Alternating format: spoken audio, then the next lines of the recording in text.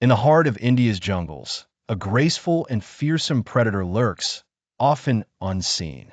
The tiger, a symbol of beauty and might, remains the apex hunter, although human civilization has pressured these majestic creatures to the brink. For thousands of years, man and tiger have shared a primal relationship, survival. In ancient times, humans stood low on the food chain. Predators like the tiger ruled supreme, dominating their territory with unmatched strength and stealth. But as human intelligence evolved, tools and weapons changed the game.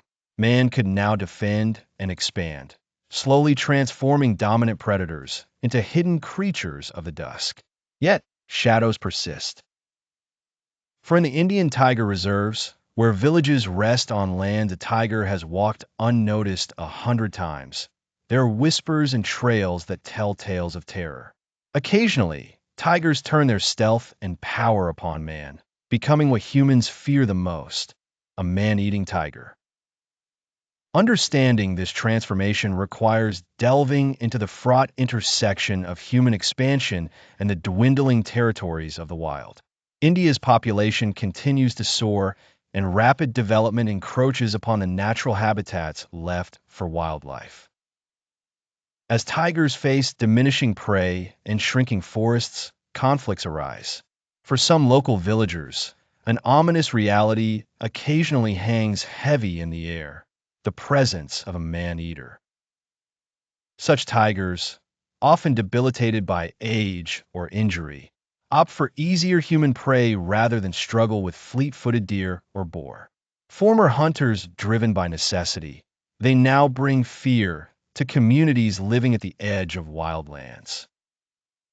The most famous account of a man-eater came from Jim Corbett, a British Indian hunter whose prowess with a rifle became legendary. His quarry, the man-eater of Champawat Tigris, began her reign of terror after an encounter with a careless hunter's bullet that broke her canines. Her story weaves through the forests of Nepal and India, claiming over 400 lives, until Corbett's first encounter with her in 1907.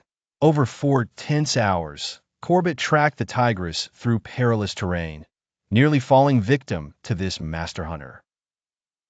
Yet he persevered, armed with his rifle and the resolve to save the villagers gripped by dread. His keen tracking led him to an ambush, where at last, amid a cacophony of beating drums and villager cries, he confronted his nemesis. But man-eaters are not confined to dry land. In the Sundarbans, where the Brahmaputra and Ganges rivers merge into a vast mangrove delta, tigers too seek human prey. Here, the tides and wild waters offer barriers to escape and safety. The dense forests hide them as they hunt with unprecedented boldness, taking fishermen and honey collectors unaware. In these forests, the tiger is feared but revered. Villagers pray to Bon Bibi, the deity protector of the Sundarbans, pleading for safe passage as they venture into the wilderness for sustenance. For them, the dance with death is a common partner in survival. The recent surge in human-tiger conflicts reminds us of the fragile balance. As India seeks to thrive, the tiger's territory shrinks, forcing interaction upon predator and prey.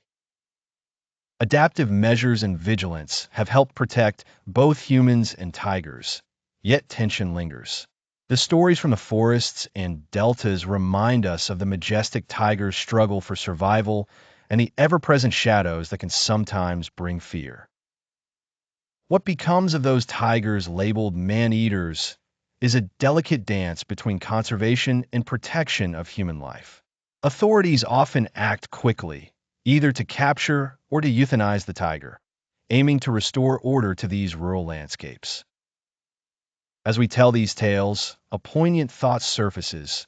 These stories of fear and survival are not simply of beasts, but of the human hand in creating them, highlighting our responsibility as stewards of the natural world.